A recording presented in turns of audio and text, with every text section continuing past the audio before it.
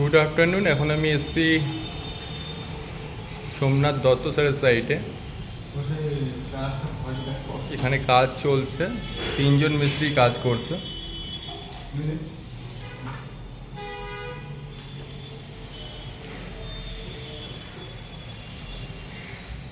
স্ট্রাকচারগুলো ready আছে।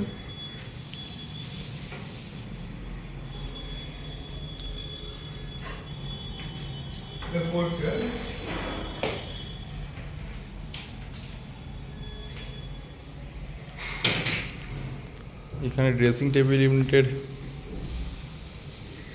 স্ট্রাকচারটা আছে।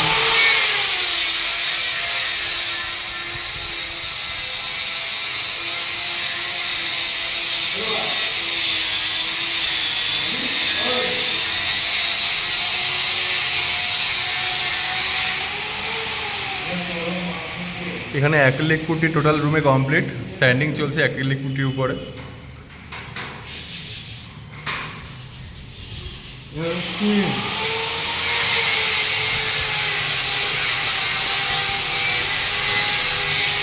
রয়্যাল বেসকোট প্রাইমারের একটা বাকেট এখানে এসছে, দেখে নিচ্ছি। রয়্যাল বেসকোট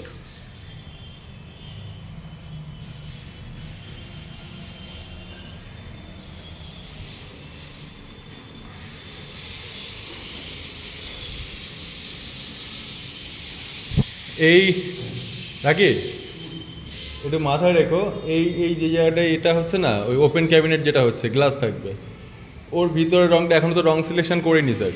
ওর ভিতরে একটা রং মানে ওই তোমার ওই ওয়ার্ড্রোবের ব্যাক সাইডে রাখার জন্য একটা রং দিয়েছিলে, তো যেটা ওয়ালে স্যার চুজ করবে সেইটাই ভিতরে পড়বে। বেসকোট প্রাইমার দিয়ে যে কোনো রয়্যাল শাইনের কাজ যেখানে হচ্ছে অবশ্যই বেসকোট প্রাইমার দিয়ে রয়্যাল শাইন করবে। হ্যাঁ, ওটা বেসকোট প্রাইমার দিয়ে ওটা আলাদা রং করবে। হ্যাঁ, যেটা মানে রুমের রঙের সাথে মিলবে, ওটা মাথায় রেখো। ওর উপরে, হ্যাঁ ওর উপরে প্রাইমার করে হালকা স্যান্ডিং করে প্রাইমার করে ওর উপরে এবারে রয়্যাল বেসকোট চালিয়ে দেবে। আর এটাতে সিল অবস্থায় আছে, সিল করা আছে।